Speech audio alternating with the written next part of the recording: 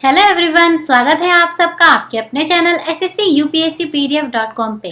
Guys, आज है हमारी क्लास 8 जिसमें हम डिस्कस करते आ रहे हैं अभी तक थ्योरीज के बारे में। हमने इससे पहले बच्चों पियाजे की थ्योरी, एरिक्सन, कोलबर्ग और ब्रूनर इनकी थ्योरी के बारे में हम डिस्कस कर चुके हैं। आज सेम इसी टॉपिक को कंटिन्यू करते हुए आज हम पढ़ेंगे बच्चों वाइगोट्स्की की थ्योरी के बारे में कि वाइगोट्स्की ने अपनी थ्योरी में बच्चों के कॉग्निटिव डेवलपमेंट के बारे में हमें क्या चीजें बताई। अब आप यहाँ पे एक चीज ध्यान रखना कि इस थ्योरी का नाम है बच्चों वाइगोट्स्की सोशियो कल्चरल थ्योरी, वाइगोट्स्की का सामाजिक सांस्कृतिक सिद्धांत। लेकिन ये भी एक कॉग्निटिव डेवलपमेंट की ही थ्योरी है कि बच्चे का मानसिक विकास, बच्चे का कॉग्निटिव डेवलपमेंट क्या होता है। लेकिन बच्चों इन्होंने सोशल को, कल्चर को, समाज को, इन सब चीजों को ज्यादा इंपॉर्टेंस दी है इस थ्योरी में। इसलिए इस थ्योरी का बच्चों नाम पड़ा है वाइगोट्स्की सोशियो कल्चरल थ्योरी। अच्छा, जो नए बच्चे आज हमारे साथ जुड़े हैं मैं उनको बता दूं कि हम बच्चों फ्री कोर्स प्रोवाइड कर रहे हैं और उससे रिलेटेड जो लिंक है वीडियो का वो आपको नीचे डिस्क्रिप्शन बॉक्स में मिल जाएगा, तो वहां से आप उसे विजिट कर सकते हैं। तो चलिए बच्चों बैक टू द टॉपिक आते हैं। तो आज हम अपनी क्लास स्टार्ट करते हैं अबाउट वाइगोट्स्की के बारे में कि वाइगोट्स्की ने बच्चों क्या क्या सिद्धांत में अपनी चीजें कही जिनसे बच्चों का मानसिक विकास होता है। सबसे पहले जानेंगे बच्चों की वाइगोट्स्की जो है वो एक रशियन साइकोलॉजिस्ट है जिन्होंने बच्चों के दिमाग के ऊपर बहुत ज्यादा अध्ययन किया है, बहुत ज्यादा काम किया है कि किस तरीके से एक बच्चे के दिमाग पर फर्क पड़ता है, किस तरीके से, क्या वो फैक्टर्स हैं जिनकी वजह से बच्चों का दिमाग डेवलप होता है। अब इनको साथ ही साथ बच्चों सोशल कंट्राविस्ट भी कहा जाता है।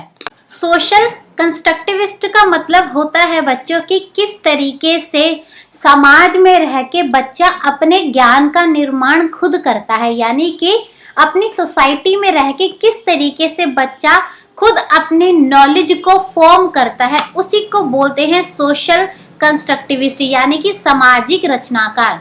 तो ये वाइगोट्स्की जो थे बच्चों, इनका बिलीफ इसी बात पे था कि बच्चा समाज में रह के अपनी जो नॉलेज है उसका निर्माण, अपने इंफॉर्मेशन की जो निर्माण है वो खुद से करता है।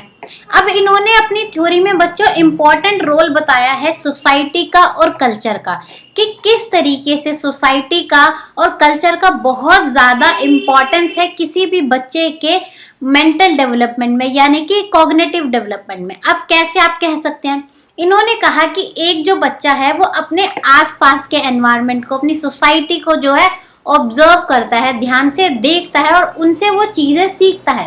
सपोज मैं आपको एग्जांपल लूं कि कोई बच्चा बोलना सीख रहा है तो वो क्या करता है, पहले अपने पेरेंट्स को बोलते हुए देखता है, फिर धीरे धीरे उनसे वो वर्ड को जो है सीखता है। पहले वो एक वर्ड बोलेगा, दो वर्ड बोलेगा, फिर धीरे धीरे वो उन्हीं से बोलना सीख लेता है। हम स्पेशली उसको बोलने के लिए कोई क्लास में तो नहीं भेजते, बस वो अपने एनवायरनमेंट को जो है ऑब्जर्व करता है और अपने सोसाइटी से लैंग्वेज यानी कि बोलना सीख लेता है। सेम इसी तरीके से बच्चों वाइगोट्स्की ने बोला कि जो कल्चर है हमारी और जो सोसाइटी है हमारी वो बहुत इंपॉर्टेंट रोल प्ले करती है किसी भी बच्चे के मानसिक यानी कि कॉग्निटिव डेवलपमेंट में। अब कैसे, क्योंकि हर कोई बच्चा देखकर सीखता है कि आसपास उसके क्या हो रहा है। बच्चा जो है एनवायरनमेंट से यानी कि अपने वातावरण से इंटरैक्ट करता है और वहां से चीजों को अपने अंदर ले लेता है, यानी नॉलेज पहले वो देखता है। ध्यान से सुनना बच्चों, मैं क्या बोल रही हूँ कि पहले वो चीजों को देखता है और फिर वो उन चीजों को अपने अंदर ले लेता है, इंफॉर्मेशन को अपने अंदर स्टोर कर लेता है। और इन्होंने बच्चों बोला कि जो लर्निंग होती है, लर्निंग एक सोशल प्रोसेस है, यानी हम बाहर जाके जब सोसाइटी में रहते हैं वहां पे हम लर्निंग सीखते हैं, तो इसलिए ये एक सामाजिक प्रक्रिया है। और इन्होंने बच्चों एक इम्पॉर्टेंट बात और बोली कि सबसे पहले लर्निंग होती है, यानी कोई बच्चा सबसे पहले सीखता है, उसके बाद उसका डेवलपमेंट यानी कि उसका विकास होता है। यानी कि अगर मैं बात करूं कि पहले मैंने कोई चीज सीखी और उस चीज को सीखने के बाद मेरे अंदर कॉग्निटिव डेवलपमेंट या फिर आप कह सकते हैं संज्ञानात्मक विकास होगा। अब यहीं पे जो बात करें अगर हम पियाजे की थ्योरी के बारे में, तो बच्चों पियाजे ने बोला था कि पहले एक बच्चे के अंदर डेवलपमेंट होता है, यानी पहले वो उस स्टेज में जाएगा डेवलपमेंट वाली, और फिर उसके बाद उस डेवलपमेंट के अनुसार उसके अंदर चेंजेस आएंगे और उस स्टेज के हिसाब से वो चीजों को सीखेगा। तो यहाँ से आप एक बहुत इंपॉर्टेंट चीज है जो आपको याद रखनी है कि वाइगोत्स्की ने क्या बोला, पहले की लर्निंग होती है उसके बाद डेवलपमेंट होती है। और वहीं बच्चों पियाजे ने बोला कि पहले बच्चे के अंदर डेवलपमेंट होगी और उस डेवलपमेंट के हिसाब से वो चीजों को सीखेगा। यहाँ पे जो है इन दोनों की थ्योरी मेजर तरीके से कॉन्ट्राडिक्ट करती है, यानी कि डिफरेंशिएट करती है। अभी मैंने आपको बस एक डिफरेंस बताया है, हम आगे एक क्लास और रख देंगे आपके लिए जिसमें हम आपको इन दोनों की थ्योरी में कितने डिफरेंसेस है वो हम आपको सब पढ़ाएंगे। लेकिन आज की क्लास में हम फिलहाल पढ़ेंगे कि वाइगोत्स्की ने अपनी थ्योरी में क्या क्या चीजें कही।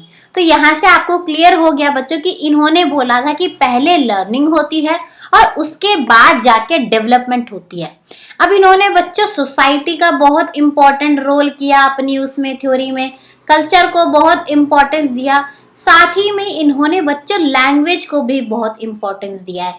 क्योंकि देखो हम बोल रहे हैं, हम लैंग्वेज का रोल प्ले कर रहे हैं, हमारे मतलब मुंह से लैंग्वेज का जो है रोल प्ले हो रहा है, तो हम बोलेंगे तो बच्चा हमें देखेगा, हमसे सीखेगा।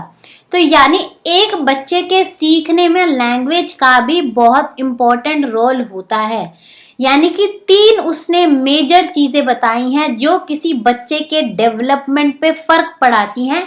वो है बच्चों, पहली है सोसाइटी, दूसरा है कल्चर और तीसरा है लैंग्वेज। आपको ये तीनों चीजें याद रखनी है। कहीं भी आपको ये तीनों पॉइंट मिले कि बताओ इन ये पॉइंट किसकी थ्योरी से रिलेट करता है, तो आपके माइंड में सीधा आंसर आएगा वाइगोत्स्की की सोशियो कल्चरल थ्योरी जो है वो इन पॉइंट से रिलेट करती है, क्योंकि वाइगोत्स्की ने इन तीनों की इंपॉर्टेंस बताई है एक बच्चे के कॉग्निटिव डेवलपमेंट में।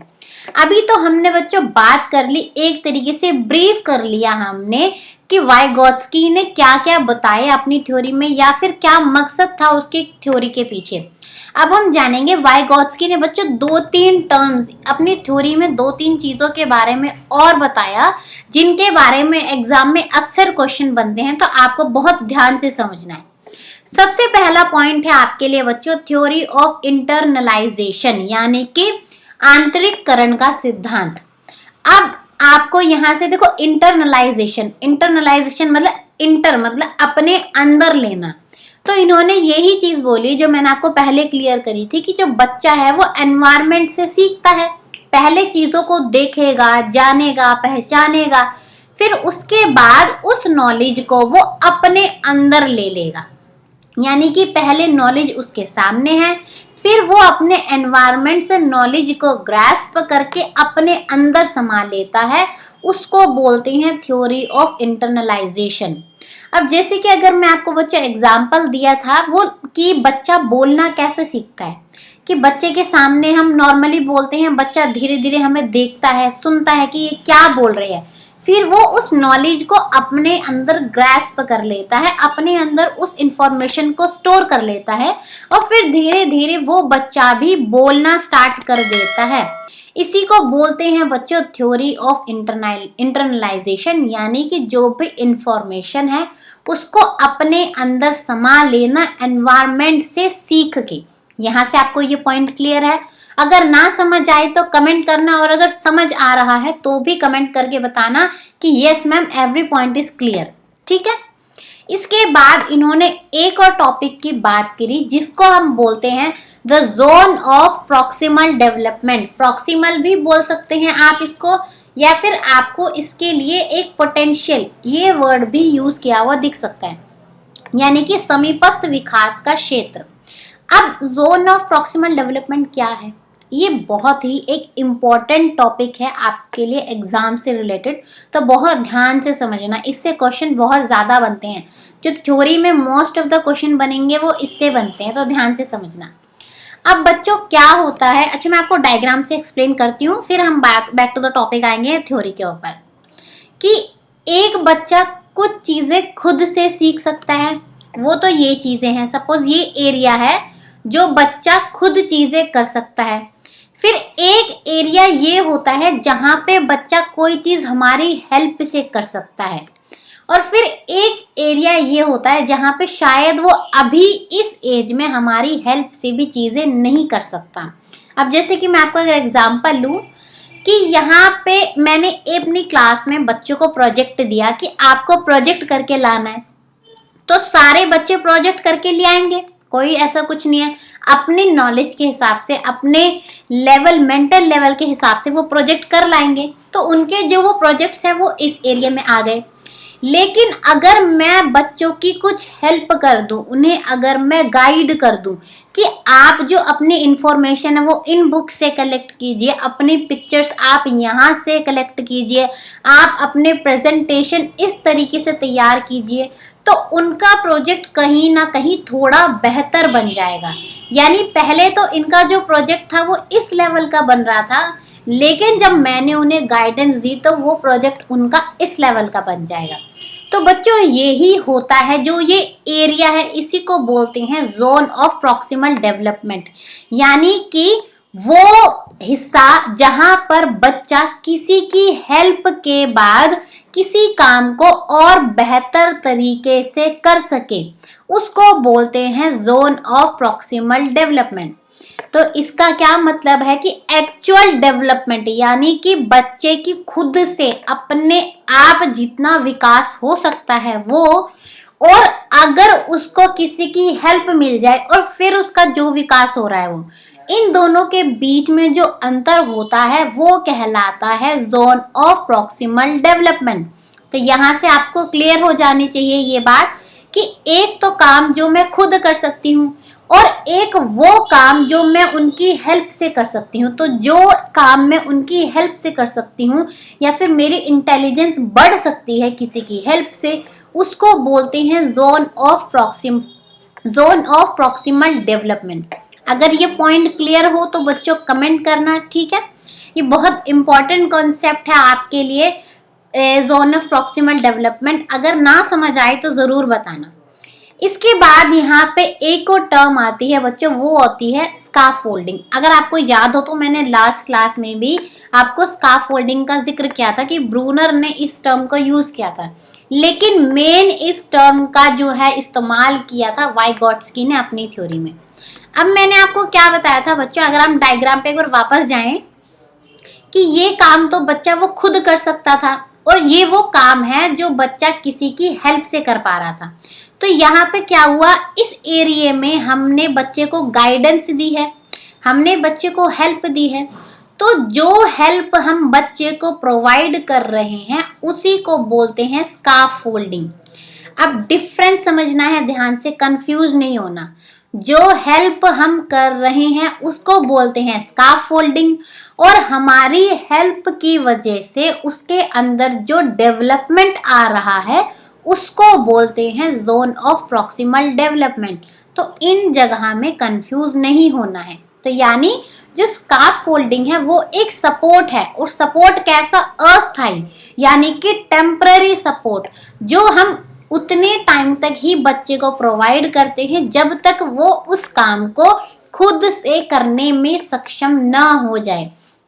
जैसे कि हम बच्चे को खाना कब तक खिलाते हैं अपने हाथ से, जब तक वो खुद खाने में सक्षम न हो जाए। तो उसी को बोलते हैं हम स्काफोल्डिंग, यानी बच्चे को एक बेहतर लेवल पे पहुंचाना, एक गाइडेंस में, उसी को कहा जाता है स्काफोल्डिंग।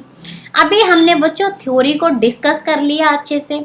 मैं होप करती हूँ कि आपको हर एक पॉइंट क्लियर हुआ होगा कि किस तरीके से वाइगोत्स्की ने सोसाइटी का, कल्चर का, लैंग्वेज का बहुत इंपॉर्टेंस दिया है अपनी थ्योरी में, कि हर चीज़ जो है सोसाइटी से इफेक्ट करती है, कल्चर का कितना ज़्यादा फर्क पड़ता है, क्योंकि जो बच्चा है वो अपने समाज से सीखता है। इसका एक तरीके से पूरी थ्योरी का एक निचोड़ है कि बच्चा जो है वो समाज से सीखता है। और जो बाकी मैंने आपको थ्योरी ऑफ इंटरनलाइजेशन बताई और स्काफोल्डिंग बताया, जोन ऑफ प्रॉक्सिमल डेवलपमेंट बताया, वहाँ भी कहीं ना कहीं समाज में रहने वाले लोगों से हमें हेल्प मिल रही है। तो इसलिए ये भी इसकी थ्योरी से रिलेट करते हैं। तो डायरेक्टली समाज is equal to society, Vygotsky theory of socio cultural. अब हमने थ्योरी की अच्छे से डिस्कशन कर लिया है। अब हम बात करेंगे कि किस तरीके से इस थ्योरी का यूज हुआ एजुकेशन में, यानी कि इसके एजुकेशनल इम्प्लीकेशंस, यानी कि शैक्षिक निहितार्थ क्या है इसके, इनसे हमें क्या चीजें जानने को मिली जो हम अपनी एजुकेशन में यूज कर सकते हैं ताकि बच्चों को हम बेहतर तरीके से पढ़ा सकें।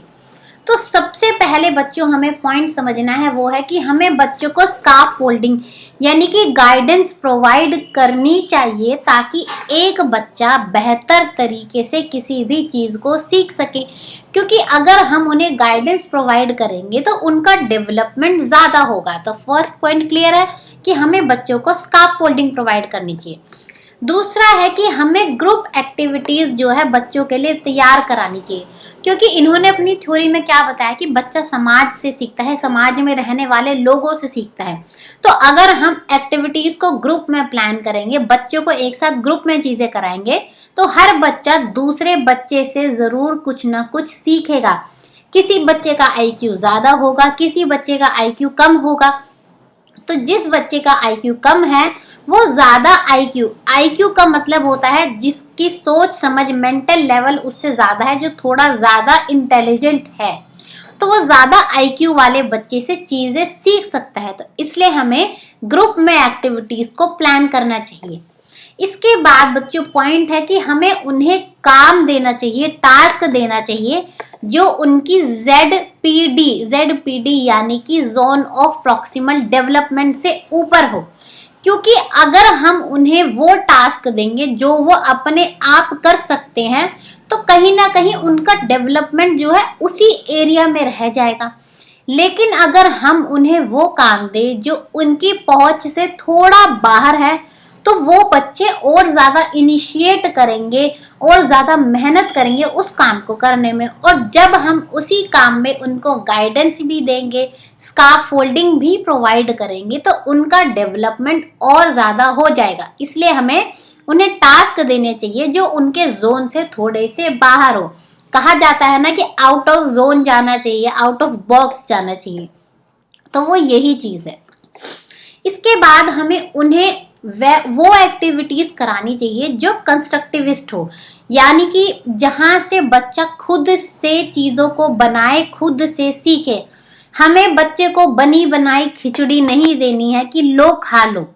हमें बच्चे को, जैसे सपोज हमें फ्लावर के पार्ट सिखाने, तो हम बच्चे को पहले एक फ्लावर देंगे कि आप इसको खुद देखो कि इसके अंदर क्या क्या पार्ट्स, आप इसको सेपरेट करो। तो बच्चा खुद अपनी नॉलेज को कंस्ट्रक्ट करेगा।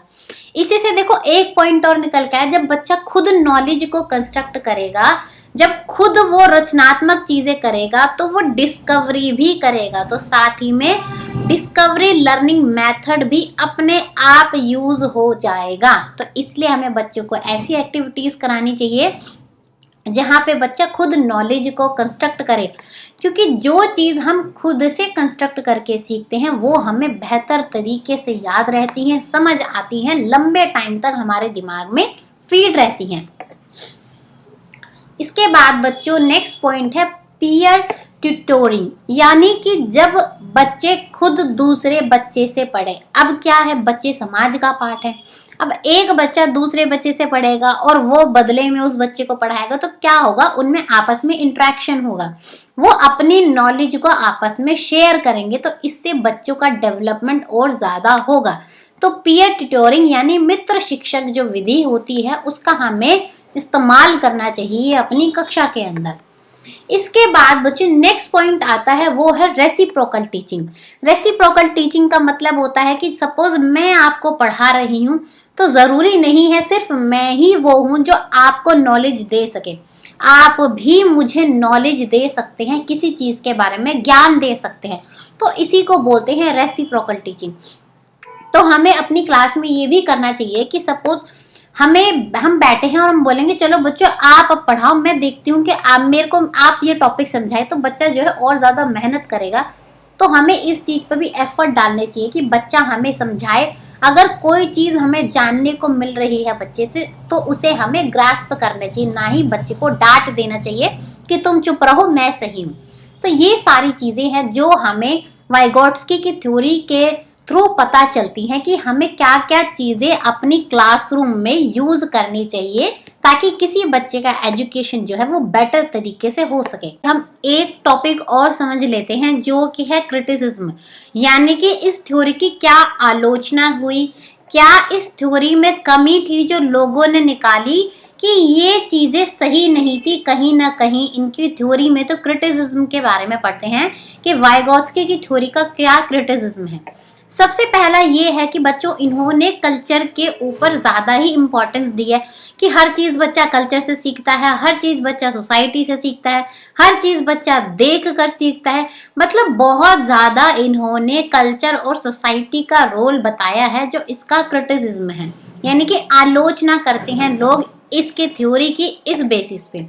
इसके बाद इन्होंने कोई स्टेजेस नहीं बताए कि बच्चा किस स्टेज में जाता है, किस स्टेज के हिसाब से सीखता है। बस इन्होंने अपना कॉन्सेप्ट बता दिया कि बच्चा जो है सोसाइटी से सीखता है, स्टेजेस के बारे में कोई जिक्र नहीं है।